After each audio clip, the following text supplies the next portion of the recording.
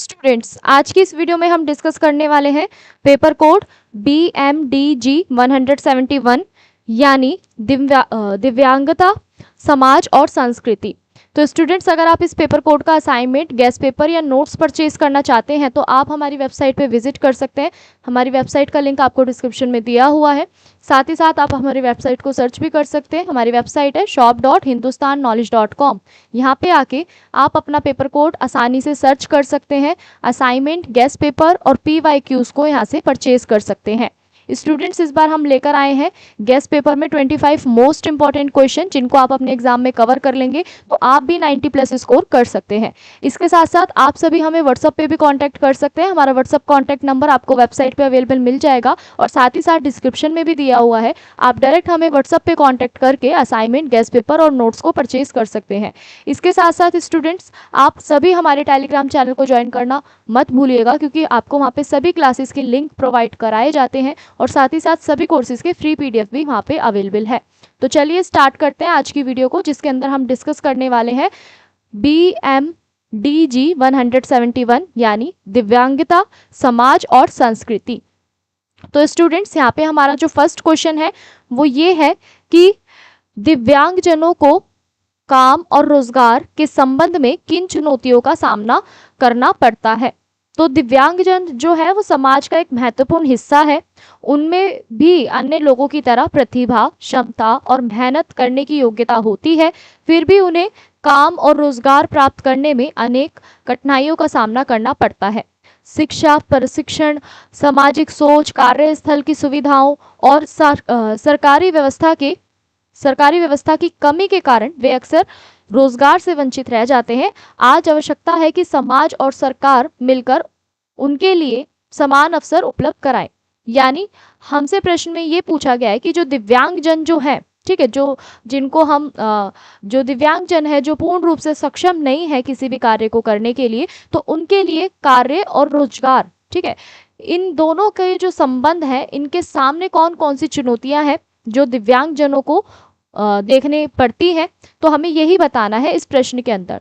तो देखिए, जो दिव्यांगजन जो होते हैं वो भी समाज का एक महत्वपूर्ण हिस्सा होते हैं, लेकिन उनमें अन्य लोगों की तरह जो आपकी प्रतिभा है, क्षमता है, मेहनत है, ये सारी योग्यता उनके अंदर होती है, लेकिन फिर भी उन्हें काम और रोजगार प्राप्त करने में ना अनेकों कठिनाइयों का सामना करना पड़ता है आज के समय में। चाहे फिर वो आपकी शिक्षा हो, प्रशिक्षण हो, सामाजिक सोच हो, कार्यस्थल की सुविधाएं हो, या फिर आपकी सरकारी व्यवस्था की कमी के कारण जो आपका यहाँ पे रोजगार रहता है वो उनसे वो वंचित रह जाते हैं दिव्यांगजन। ठीक है, तो आज आवश्यकता है समाज और सरकार को मिलकर उन सभी दिव्यांगजनों के लिए समान अवसर उपलब्ध कराए जाए, ताकि वो भविष्य में आगे बढ़ सके और साथ ही साथ समाज का भी कल्याण हो सके। तो सबसे पहला पॉइंट यहाँ पे क्या दिया हुआ है? शिक्षा और प्रशिक्षण की कमी। शिक्षा और प्रशिक्षण की कमी की अगर हम बात करें तो बहुत से दिव्यांग बच्चों को ना अच्छी शिक्षा नहीं मिल पाती है। कई स्कूल और कॉलेज में उनके लिए आवश्यक सुविधाएं नहीं होती हैं, जैसे आपका रैंप और लिफ्टिंग की कमी होती है कई स्कूलों में। ठीक है, कई ऐसे स्कूल होते हैं जहाँ पे आपकी ब्रेल पुस्तकें जो होती हैं वो नहीं होती हैं। ठीक है, और कई ऐसे स्कूल होते हैं, कई ऐसे कॉलेजेस होते हैं जहाँ पे सांकेतिक भाषा का अभाव भी होता है और साथ ही साथ विशेष शिक्षकों की कमी भी होती है। यानी अगर हम बात करें शिक्षा और प्रशिक्षण की कमी की, तो बहुत से ऐसे हमारे दिव्यांग बच्चे हैं जिन्हें पूर्ण रूप से अच्छी शिक्षा नहीं मिल पाती। क्यों नहीं मिल पाती? क्योंकि कई हमारे ऐसे स्कूल और कॉलेजेस हैं जहाँ पे उनके लिए ये सारी सुविधाएं अवेलेबल नहीं होती। ठीक है, जैसे आपका रैंप है, लिफ्टिंग है, जो आपके शारीरिक रूप से दिव्यांग जो है उन बच्चों के लिए रैंप और लिफ्टिंग की कमी होने के कारण, उपकरणों की कमी होने के कारण उन्हें अच्छी शिक्षा नहीं मिल पाती। वहीं अगर हम बात करें ब्रेल पुस्तकों की, तो जो बच्चे पूर्ण रूप से जिनकी जो दृष्टिहीन बच्चे हैं, ठीक है, जो आपके दृष्टिहीन बच्चे हैं, उनके लिए भी यहाँ पे क्या होता है कि जो आपकी ब्रेल पुस्तकें होती हैं अलग से उनके लिए जो रखी जाती हैं वो भी उपलब्ध नहीं हो पाती, जिसकी वजह से कई दिव्यांग बच्चे जो होते हैं उनको अच्छी शिक्षा नहीं मिल पाती। और साथ ही साथ आपका नेक्स्ट पॉइंट क्या कहता है कि सांकेतिक भाषा का अभाव होने के कारण भी, यानी आपकी साइन लैंग्वेज होने के कारण और जो आपके स्पेशल टीचर जो होते हैं, स्पेशल एजुकेटर जो होते हैं, उनकी कमी के कारण भी हमारे जो दिव्यांग जो बच्चे होते हैं उन्हें अच्छी शिक्षा नहीं मिल पाती। तो इसके कारण वे उच्च शिक्षा और तकनीकी प्रशिक्षण से दूर रह जाते हैं। जब शिक्षा और कौशल कम होते हैं तो अच्छी नौकरी मिलना भी कठिन हो जाता है। तो यहाँ पे आप कनेक्ट कर पा रहे होंगे पॉइंट को, जब बच्चों को अच्छी शिक्षा ही नहीं मिलेगी, जब यहाँ पे बच्चों को अच्छी शिक्षा ही नहीं मिलेगी और उनको ट्रेनिंग ही नहीं दी जाएगी, प्रशिक्षण की कमी रहेगी, तो भविष्य में उनके पास जो शिक्षा होगी, जो कौशल होंगे वो बहुत कम होंगे। तो अच्छी नौकरी मिलना यहाँ पे उनके लिए कठिन हो जाएगा। तो पहला जो पॉइंट है हमारा वो हमें यही बताता है कि रोजगार और काम के क्षेत्र में जो हमारे दिव्यांगजन जो है उनको सही से शिक्षा ना मिल पाना, ठीक है, उच्च शिक्षा ना मिल पाना और प्रशिक्षण की कमी होने के कारण उनको रोजगार के अवसर उपलब्ध कराने में चुनौतियों का सामना करना पड़ता है। ठीक है जी। उसके बाद आपका सेकंड पॉइंट क्या कहता है कि सामाजिक भेदभाव और नकारात्मक सोच। समाज में कई लोग जो है ना वो दिव्यांगजनों को कमजोर या अयोग्य मानते हैं। कुछ नियोक्ता यह सोचते हैं कि दिव्यांग व्यक्ति काम जो है वो ठीक से नहीं कर पाएंगे। ठीक है, इस नकारात्मक सोच के कारण उन्हें नौकरी देने में हिचकिचाहट होती है। कई बार कार्यस्थल पर भी उनका मजाक उड़ाया जाता है या उन्हें कम महत्व दिया जाता है। इससे उनका आत्मविश्वास कम होता है और वो मानसिक तनाव के शिकार होते जाते हैं, ठीक है, या हो सकते हैं। तो यहाँ सेकंड पॉइंट हमारा क्या कह रहा है कि कार्य के क्षेत्र में, रोजगार के क्षेत्र में जो दिव्यांग जन जो है हमारे, ठीक है, समाज के कई लोग दिव्यांगजनों को अयोग्य मानते हैं, कमजोर मानते हैं, जिसकी वजह से वो दिव्यांगजन जो होते हैं वो ठीक से काम नहीं कर पाते हैं। ठीक है, कई ऐसे नियोक्ता होते हैं, ठीक है, जो आपकी रोजगार को प्रोवाइड कराते हैं, ठीक है, प्राप्त कराते हैं, तो वो ऐसा मानते हैं कि जो दिव्यांग लोग जो है ना, दिव्यांगजन जो है वो ठीक से काम नहीं करते हैं या नहीं कर पाएंगे। तो ये नकारात्मक सोच के कारण ना कई बार वो लोग क्या करते हैं, दिव्यांगजनों को नौकरी देने में हिचकिचाते हैं। और कई बार हमने ऐसा भी पाया है कि कई ऐसे कार्यस्थल हैं जहाँ पे दिव्यांगजनों का मजाक उड़ाया जाता है, उन्हें कम इंपॉर्टेंस दी जाती है और उनका जो कॉन्फिडेंस है वो इसी की वजह से धीरे धीरे कम होता जाता है और मानसिक तनाव के, यानी डिप्रेशन के, स्ट्रेस के, एंजाइटी के, इन सारी चीज़ों के फिर आपके जो दिव्यांगजन है वो शिकार हो सकते हैं। उसके बाद है हमारा नेक्स्ट पॉइंट कार्यस्थल पर सुविधाओं का अभाव। कार्यस्थल पर सुविधाओं के अभाव की बात करें तो ये भी एक बड़ी चुनौती का कारण बनता है दिव्यांगजनों के सामने। ठीक है, तो बहुत से ऐसे हमारे कार्यस्थल हैं, फैक्ट्रियां हैं, कंपनियां हैं जहाँ पे हमारे जो दिव्यांगजनों के लिए क्या है, अनुकूल वो नहीं होती हैं। उदाहरण के लिए व्हील चेयर के लिए वहाँ पे रास्ते नहीं होते आपकी कंपनियों में, फैक्ट्रियों में, कार्यालयों में। ठीक है, लिफ्ट या रैंप की सुविधा नहीं होती। दृष्टिबद्ध जो आपके लोग हैं उनके लिए स्पेशल जो आपके सॉफ्टवेयर होते हैं, विशेष सॉफ्टवेयर जो होते हैं वो नहीं होते हैं। जो आपके श्रवण बाधित लोग होते हैं, ठीक है, उनके लिए सांकेतिक भाषा की व्यवस्था वहाँ पे नहीं होती है। तो ऐसी परिस्थितियों में ना दिव्यांगजन जो होते हैं वो कार्य करने में अपने आप को कठिन, या हम कह सकते हैं कठिनाइयां महसूस करते हैं। तो ये भी आपका एक बड़ा महत्वपूर्ण पॉइंट है। ठीक है, रोजगार के अवसरों में कमी की बात करें तो हालांकि सरकार ने दिव्यांगजनों के लिए आरक्षण और कई योजनाएं बनाई है, फिर भी रोजगार के अवसर सीमित है। निजी क्षेत्र में दिव्यांगजनों की नियुक्ति बहुत कम होती है। कई कंपनियां केवल औपचारिकता के लिए ही भर्ती करती है। ग्रामीण क्षेत्रों में स्थिति और भी कठिन है। क्यों? क्योंकि वहां रोजगार के साधन कम होते हैं और जागरूकता की भी कमी होती है। यानी रोजगार के अवसरों की कमी के कारण भी आपको दिव्यांगजनों के कार्य और रोजगार में आपको चुनौतियां देखने को मिल सकती है, क्योंकि सरकार के द्वारा दिव्यांगजनों के लिए आरक्षण और योजनाएं बनाई गई है, फिर भी रोजगार के जो अवसर होते हैं ना वो लिमिटेड ही होते हैं। जॉब अपॉर्चुनिटीज उनके लिए लिमिटेड ही होती है। तो निजी क्षेत्र में दिव्यांगजनों की नियुक्ति बहुत कम होती है। ठीक है, बहुत कम जॉब अपॉर्चुनिटीज होती है निजी क्षेत्र में, प्राइवेट कंपनीज में। ठीक है, तो कई कंपनियां केवल आपकी औपचारिकता के लिए ही भर्ती करती है। और अगर हम बात करें ग्रामीण क्षेत्रों की, तो ग्रामीण क्षेत्रों में स्थिति और भी ज्यादा हमें कठिन देखने को मिलती है, क्योंकि वहां रोजगार के जो साधन होते हैं वो बहुत कम होते हैं और लोग जागरूक भी बहुत कम होते हैं, जागरूकता की भी वहां पे कमी होती है। उसके बाद है आपका नेक्स्ट पॉइंट, तकनीकी और डिजिटल बाधाएं। आज अधिकांश काम जो है आपका वो कंप्यूटर और इंटरनेट से जुड़े हैं, लेकिन कई डिजिटल प्लेटफॉर्म दिव्यांगजनों के लिए सुविधाजनक नहीं होते। उदाहरण के लिए आपकी वेबसाइटें स्क्रीन रीडर के अनुकूल नहीं होती, ऑनलाइन आवेदन प्रक्रिया कठिन होती है, तकनीकी उपकरण महंगे होते हैं। इसके कारण वे आधुनिक रोजगार के अवसर से पीछे रह जाते हैं।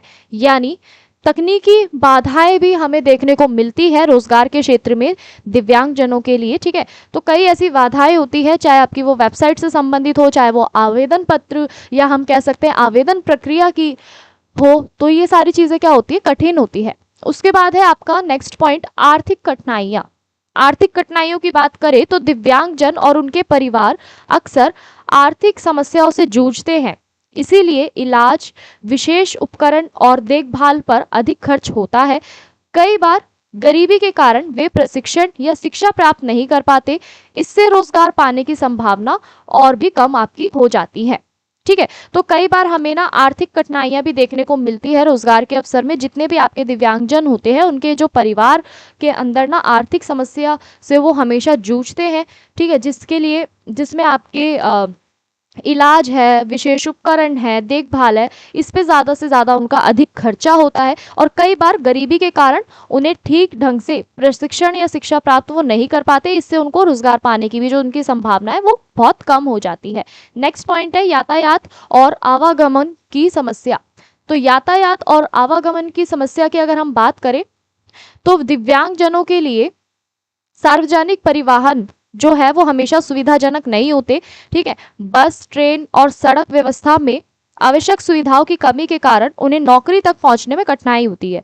कई लोग केवल इस कारण नौकरी छोड़ देते हैं या काम करने में असमर्थ हो जाते हैं। तो यहाँ पे हम देखते हैं कि जो दिव्यांगजनों के सामने एक और जो चुनौती है कार्य में और रोजगार में, ठीक है, वो क्या है कि कई बार परिवहन और आवागमन जो उनका आना जाना जो होता है उसमें भी उन्हें कठिनाइयां देखने को मिलती है। कई बार सुविधाओं की कमी के कारण उन्हें नौकरी तक पहुंचने में कठिनाइयां होती हैं, जिसके कारण कई दिव्यांगजन जो होते हैं वो अपनी नौकरी को छोड़ देते हैं या फिर वो कार्य करने में असमर्थ हो जाते हैं।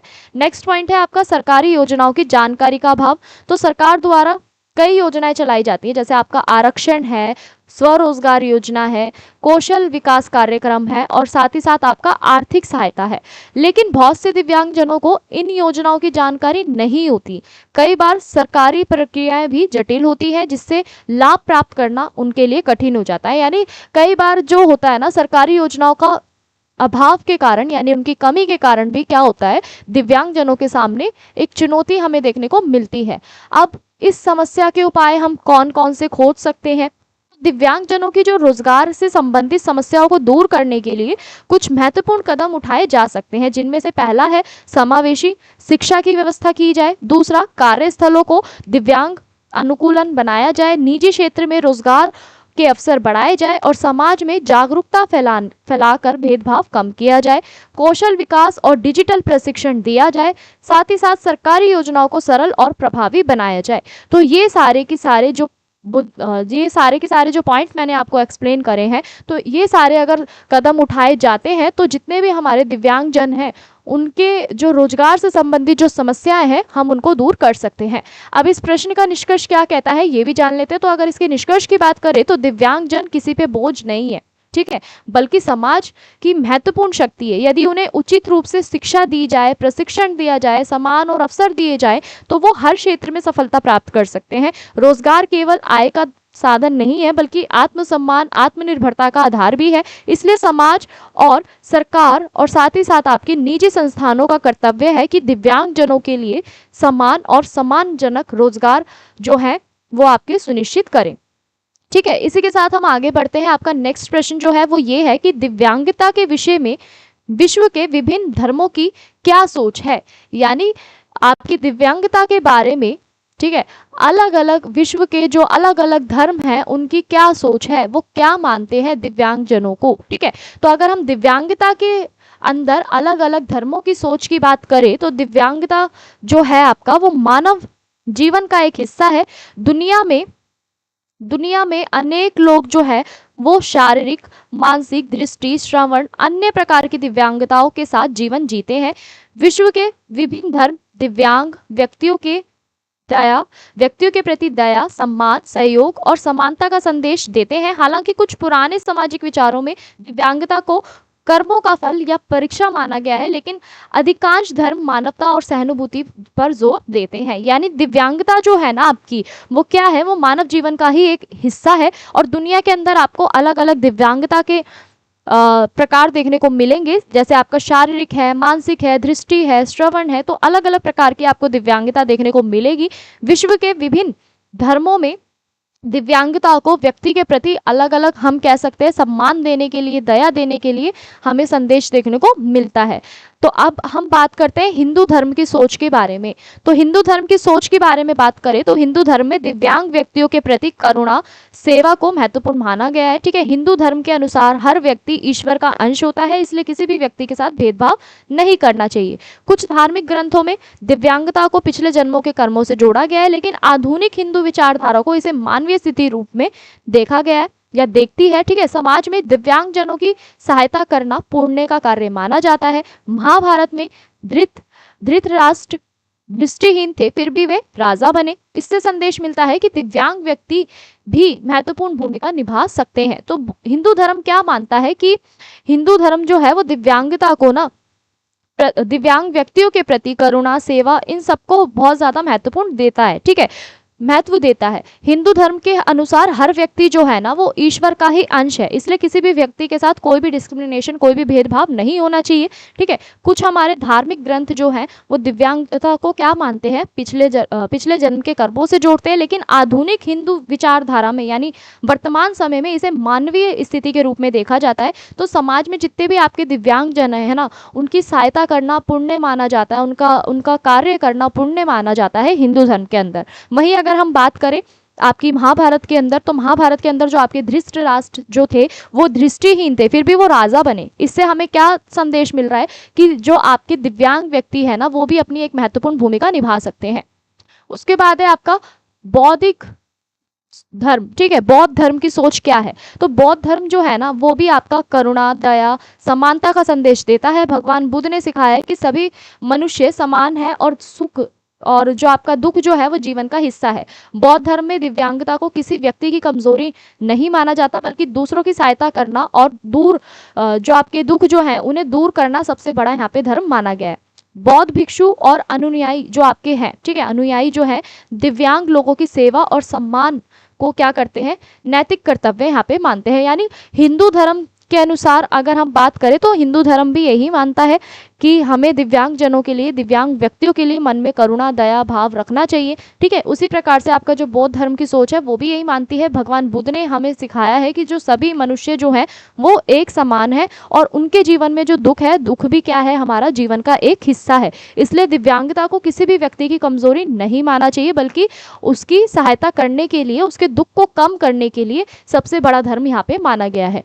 ठीक है, इसके बाद हम आगे बढ़ते हैं आपका जैन धर्म की सोच। जैन धर्म की सोच की अगर हम बात करें तो जैन धर्म के अंदर भी आपका क्या है, किस चीज को विशेष महत्व दिया गया है, आपकी अहिंसा और जीवों के प्रति दया को विशेष महत्व दिया गया है। जैन धर्म के अनुसार हर जीवन या हम कह सकते हैं हर जीव जो है वो एक समान है और किसी को भी हमें कभी भी कष्ट नहीं देना चाहिए। तो दिव्यांग व्यक्तियों के प्रति प्रेम, सहायता और सम्मान का व्यवहार करना आवश्यक माना गया है। जैन धर्म आत्मा की पवित्रता पे जोर देता है, ना कि किसी की शरीर की पूर्णता पे। ठीक है, तो जैन धर्म की भी सोच क्या है कि ये अहिंसा और जीवों के प्रति दया को विशेष महत्व देता है और जैन धर्म के अनुसार भी सारे जीव क्या है, एक समान है, किसी को भी हमें जीवन में कभी भी किसी को कष्ट नहीं देना चाहिए और दिव्यांग व्यक्तियों के प्रति हमें सहायता, प्रेम, करुणा, इन सब चीज़ों का ध्यान रखना चाहिए। वहीं अगर हम बात करें इस्लाम की सोच पर, ठीक है, यानी इस्लामिक धर्म की सोच पर, तो इस्लामिक में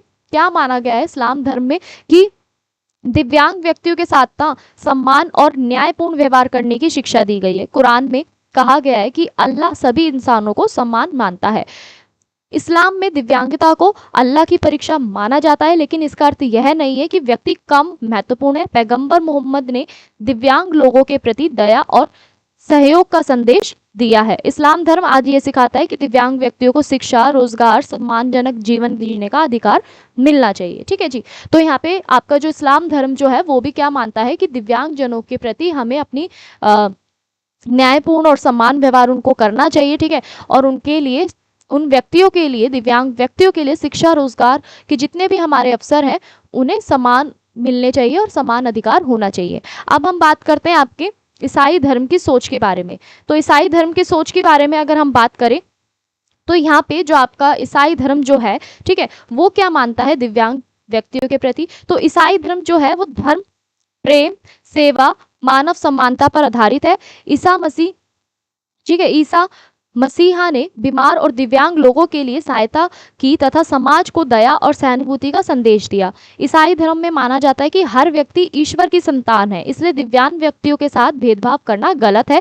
चर्च और ईसाई संस्थाएं आज भी दिव्यांग जनों की शिक्षा, सेवा में महत्वपूर्ण कार्य आपकी करती है। यानी ईसाई धर्म जो है वो भी यही मानता है कि सभी मनुष्य जो है, सभी इंसान जो है वो ईश्वर की ही संतान है, इसलिए सबके साथ हमें सम्मान व्यवहार करना चाहिए, कोई भी भेदभाव नहीं करना चाहिए। और आज के समय में जो भी आपके चर्च हैं, ईसाई संस्थाएं, वो दिव्यांग जनों की शिक्षा और सेवा में भी महत्वपूर्ण कार्य करती है। अब हम बात करते हैं अगला जो आपका धर्म है वो है सिख धर्म की सोच। सिख धर्म की सोच की अगर हम बात करें तो यहाँ पे सिख धर्म जो है ना वो आपकी समानता और सेवा का संदेश देता है। सिख धर्म में सभी मनुष्यों को बराबर माना गया है। गुरु नानक देव जी ने मानवता, प्रेम और सेवा का सबसे बड़ा धर्म बताया है, ठीक है। दिव्यांग लोगों की सहायता करना और उन्हें समाज में सम्मान देना सिख धर्म की ही महत्वपूर्ण क्या है, सिद्धांत है। तो सिख धर्म भी क्या मानता है कि जितने भी हमारे मनुष्य जो है उन सभी को बराबर का सम्मान मिलना चाहिए, ठीक है। सभी के प्रति जो गुरु नानक देव जी थे, ठीक है, उनका मानना है कि जो आपकी मानवता है, प्रेम है, सेवा है, यही सबसे बड़ा हमारा धर्म होता है। और दिव्यांग लोगों की सहायता करना और समाज को सम्मान देना ही सिख धर्म का सबसे बड़ा क्या है, सिद्धांत है, ठीक है। तो अब इस प्रश्न के निष्कर्ष की बात करते हैं। तो विश्व के लगभग सभी धर्म जो है ना वो दिव्यांग व्यक्तियों के प्रति दया, सम्मान, सहयोग की भावना रखते हैं। धर्म हमें सिखाते हैं कि किसी व्यक्ति का मूल्य उसकी शारीरिक क्षमता से नहीं होता बल्कि उसके मानव गुणों से होता है। तो आज आवश्यकता है कि समाज धार्मिक शिक्षाओं से प्रेरणा लेकर दिव्यांग जनों को समान अवसर, सम्मान और अधिकार प्रदान करे, ठीक है। तो ये निष्कर्ष हमें क्या बताता है कि जितने भी हमारे धार्मिक शिक्षाएं जो हैं उनसे हमें ये सीखना चाहिए कि दिव्यांग जनों को हमें सम्मान पूर्वक अवसर देने चाहिए, ठीक है, सम्मान देना चाहिए और उनके अधिकार उन्हें देने चाहिए। इसी के साथ हम बढ़ते हैं नेक्स्ट प्रश्न की तरफ, जो है आपका दिव्यांगता को परिभाषित कीजिए। दिव्यांगता के विभिन्न प्रारूपों पर चर्चा कीजिए। तो अगर हम दिव्यांगता की बात करें तो दिव्यांगता समाज का एक महत्वपूर्ण विषय है। हर व्यक्ति शारीरिक, मानसिक और सामाजिक रूप से अलग होता है। कुछ लोगों को जन्म से या जीवन में किसी दुर्घटना, बीमारी अथवा अन्य कारणों से ऐसी कठिनाइयों का सामना करना पड़ता है जिससे उनके सामान्य कार्य प्रभावित होते हैं। ऐसे लोगों को दिव्यांग कहा जाता है। आज समाज में विकलांग शब्द की जगह दिव्यांग शब्द का उपयोग अधिक किया जाता है क्योंकि हर व्यक्ति जो है, क्योंकि यहाँ व्यक्ति की जो विशेष क्षमताएं जो है उसको क्या किया जाता है, सम्मान को वो दर्शाता है, ठीक है। तो दिव्यांगता क्या है, आपका एक महत्वपूर्ण विषय है और हर व्यक्ति शारीरिक, मानसिक, सामाजिक रूप से अलग होता है। और दिव्यांगता जो है आपकी वो जन्म से भी देखने को मिलती है या फिर जीवन में आप किसी बीमारी के शिकार हुए या दुर्घटना के शिकार हुए तो ऐसी कठिनाइयों के कारण भी आपको दिव्यांगता या फिर हम कह सकते हैं दिव्यांग भी कहा जा सकता है, ठीक है।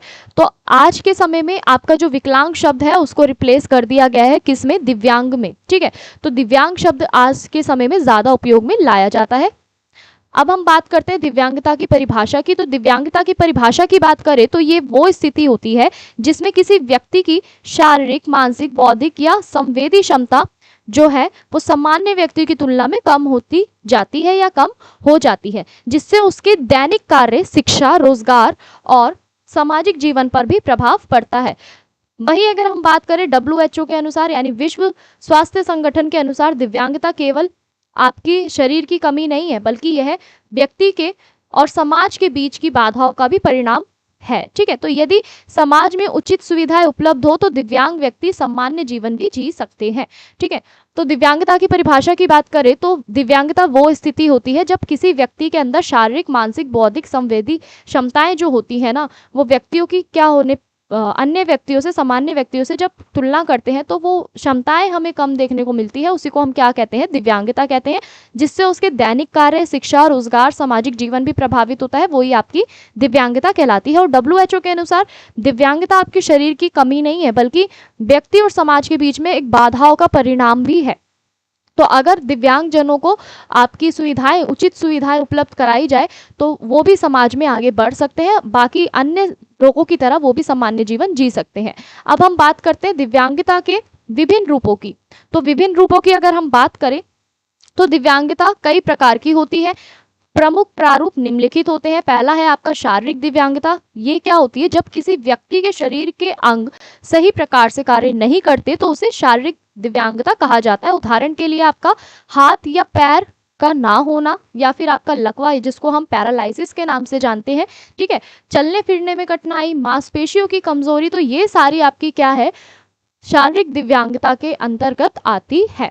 ठीक है, इसके बाद आपका क्या है, इसके प्रभाव क्या होते हैं। शारीरिक दिव्यांगता के प्रभावों की बात करें तो ऐसे व्यक्तियों को ना चलने में, बैठने में, उठने में और दैनिक कार्यों को करने में कठिनाइयां होती हैं। उन्हें व्हील चेयर, बैसाखी या अन्य जो सहायक के जो उपकरण होते हैं उनकी आवश्यकता पड़ती है। अब हम बात करते हैं दृष्टि दिव्यांगता की। जब किसी व्यक्ति को देखने की क्षमता जो होती है उसकी कम हो जाती है या पूरी तरीके से समाप्त हो जाती है तो उसे हम दृष्टि दिव्यांगता के नाम से जानते हैं, दृष्टि दिव्यांगता कहते हैं। इसके प्रकार क्या होते हैं, एक होता है आपका पूर्ण अंधता।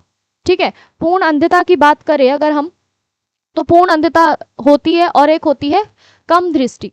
पूर्ण अंधता मतलब पूरी तरीके से उसमें व्यक्ति की जो दृष्टि होती है वो गायब हो जाती है। ठीक है, और वहीं अगर हम कम दृष्टि की बात करें तो इसमें उसे दिखता तो है लेकिन बहुत कम दिखता है। अगर हम इसके प्रभाव की बात करें तो ऐसे लोगों को पढ़ने, लिखने और रास्ता पहचानने में कठिनाइयां होती है। ब्रेल लिपि, ऑडियो पुस्तकें और विशेष तकनीकी जो होती हैं आपकी, इनके लिए सहायक होती है। उसके बाद है आपका श्रवण या वाणी दिव्यांगता। तो श्रवण और वाणी दिव्यांगता की बात करें तो जब व्यक्ति सुनने या बोलने में असमर्थ होता है तो उसे हम क्या कहते हैं, श्रवण एवं वाणी दिव्यांगता कहते हैं। ठीक है, उदाहरण के लिए बहरेपन की समस्या, बोलने में कठिनाई, मूक बाधिरता। ठीक है, इसके क्या प्रभाव होते हैं, ऐसे व्यक्तियों को ना संवाद करने में बहुत ज्यादा कठिनाई होती है, तो इनके लिए सांकेतिक भाषा यानी आपकी साइन लैंग्वेज इनके लिए महत्वपूर्ण माध्यम होती है। उसके बाद है आपका बौद्धिक दिव्यांगता। जब किसी व्यक्ति की सीखने, समझने और निर्णय लेने की जो क्षमता है वो सामान्य से कम हो जाती है तो उसे हम क्या कहते हैं, बौद्धिक दिव्यांगता कहते हैं। ठीक है, तो इसके कौन कौन से उदाहरण है, इसमें आपकी मानसिक मंदता, सीखने में कठिनाई, ये सारी चीजें आपको इसमें देखने को मिलती है। इसका क्या प्रभाव होता है, ऐसे बच्चों को ना शिक्षा और सामाजिक गतिविधियों में विशेष सहायता की आवश्यकता होती है।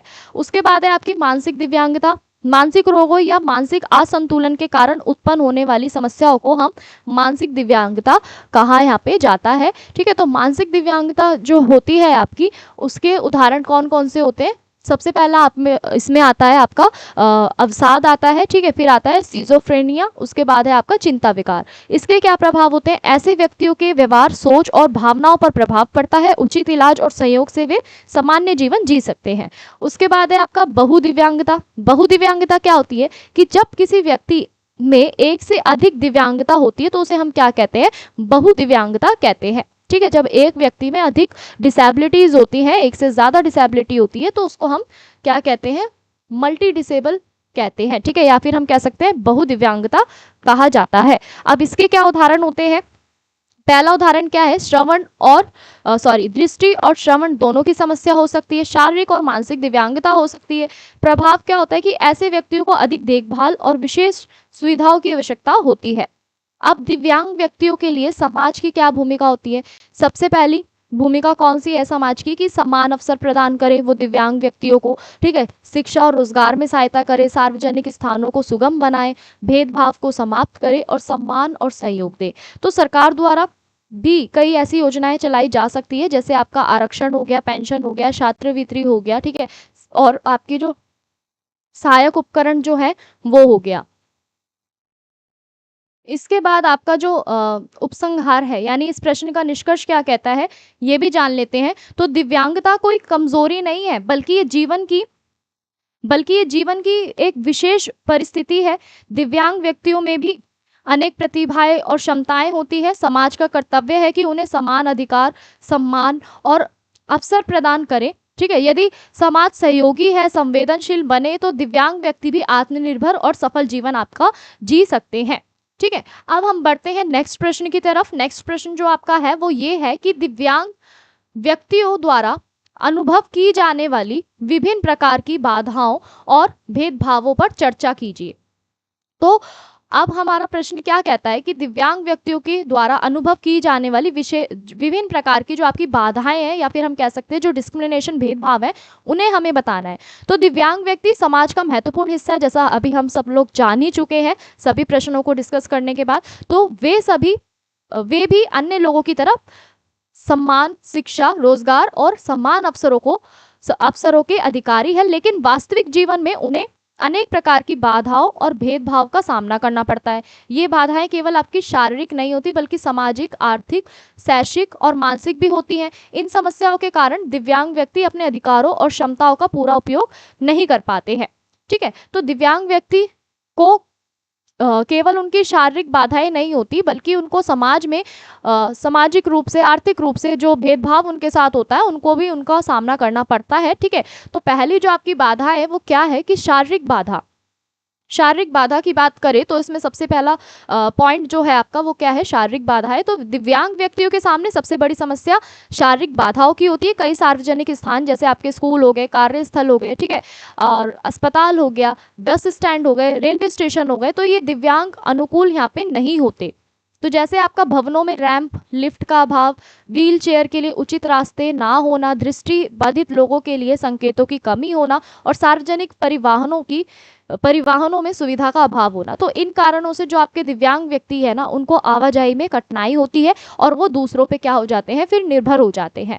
तो ये है आपकी शारीरिक बाधाएं। उसके बाद है सामाजिक भेदभाव की बात करें तो समाज के अंदर भी ना कई ऐसे हम कह सकते हैं दिव्यांगजन है, दिव्यांगता को ना कई लोग जो है ना वो बहुत कमजोर मानते हैं, या हम कह सकते हैं जो समाज में कई लोग ना दिव्यांगता को कमजोरी मानते हैं। इससे दिव्यांग व्यक्तियों की उपेक्षा और तिरस्कार का सामना उन्हें करना पड़ता है। उन्हें दया की दृष्टि से देखा जाता है। कई बार परिवार और समाज उन्हें बोझ लगते हैं।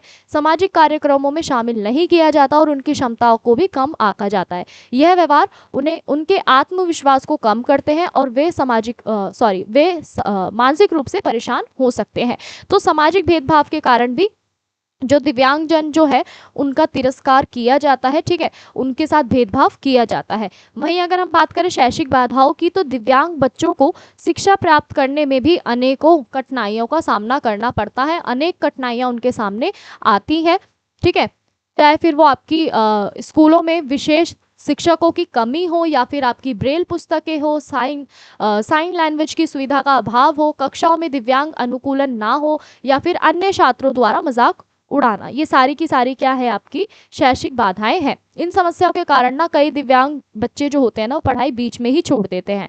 इससे उनका भविष्य प्रभावित होता है। उसके बाद है आपका रोजगार संबंधी भेदभाव। रोजगार संबंधी भेदभाव की अगर हम बात करें तो दिव्यांग व्यक्तियों को नौकरी पाने और कार्यस्थल पर टिके रहने में कठिनाइयां होती हैं। क्यों होती है? क्योंकि जो नियोक्ता जो होते हैं ना उन्हें कम सक्षम मानते हैं दिव्यांगजनों को। ठीक है, कार्यस्थलों पर आवश्यक सुविधाओं का अभाव होता है, कम वेतन और सीमित अवसर होते हैं, पदोन्नति में भी भेदभाव होते हैं। तो हालांकि सरकार ने आरक्षण और विशेष योजनाएं तो बनाई है, लेकिन फिर भी रोजगार में समान अवसर पूरी तरीके से दिव्यांगजनों को नहीं मिल पाते हैं। उसके बाद है आपका आर्थिक बाधाएं। आर्थिक बाधाओं की बात करें तो दिव्यांग व्यक्ति और उनके परिवारों पर आर्थिक बोझ अधिक होता है।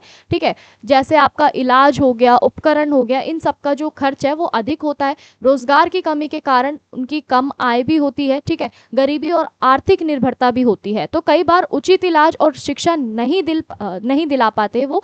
ठीक है, तो जिससे उनकी जो स्थिति है वो और भी ज्यादा कठिन हो जाती है। उसके बाद हम बात करते हैं संचार संबंधी बाधाओं की। तो श्रवण या दृष्टि बाधित जो व्यक्ति है उन्हें संचार करने में भी कठिनाइयां होती हैं, यानी आपकी कम्युनिकेशन से संबंधित जितने भी बैरियर्स होते हैं, जितनी भी बाधाएं होती है वो देखने को मिलते हैं। ठीक है, सबसे पहला पॉइंट क्या है कि सांकेतिक भाषा जानने वाले लोगों को कमी होना, यानी जो आपके दिव्यांगजन जो है उनको सांकेतिक भाषा से उनको बोला जाता है, बताई जाती हैं चीजें, तो लोगों के अंदर ना सांकेतिक भाषा के अभाव के कारण भी उनको संचार करने में बाधाएं आती है। सरकारी सूचना सभी प्रारूप में उपलब्ध ना होना, डिजिटल माध्यमों का सुलभ ना होना, और साथ ही साथ इससे वे जानकारी और सेवाओं से भी फिर क्या रह जाते हैं, वो वंचित रह जाते हैं, दूर रह जाते हैं। ठीक है, तो इसी के साथ जो आपका ये संचार संबंधी बाधा है वो हमने पढ़ी। अब हम जानते हैं मानसिक और भावनात्मक समस्याएं। देखो, मानसिक और भावनात्मक समस्याओं की बात करें तो लगातार भेदभाव और उपेक्षा के कारण कई दिव्यांग व्यक्ति तनाव, अकेलेपन और अवसाद का अनुभव करते हैं। समाज का नकारात्मक व्यवहार उनके आत्मसम्मान को प्रभावित करता है। तो समाधान की बात करें तो इन समस्याओं को दूर करने के लिए ना समाज और सरकार दोनों मिलकर कार्य उन्हें करना चाहिए। दिव्यांग अनुकूलन भवन और परिवहन की व्यवस्था करना, शिक्षा और रोजगार के समान अवसर, जागरूकता अभियान चलाना और कानूनों का सही पालन करना और समाज में सम्मान और संवेदनशीलता को बढ़ाना। अब हम आगे बढ़ते हैं। इस प्रश्न के निष्कर्ष की बात करें तो इस प्रश्न का निष्कर्ष क्या कहता है कि दिव्यांग व्यक्तियों के जीवन को, या हम कह सकते हैं दिव्यांग व्यक्तियों को जीवन के विभिन्न क्षेत्रों में अनेक बाधाओं और भेदभावों का सामना करना पड़ता है। ये केवल उनकी समस्या नहीं है बल्कि पूरे समाज की जिम्मेदारी है। यदि समाज सकारात्मक सोच अपनाए और सरकार उचित सुविधाएं प्रदान करे तो दिव्यांग व्यक्ति भी आत्मनिर्भर बनके देश के विकास में महत्वपूर्ण योगदान दे सकता है।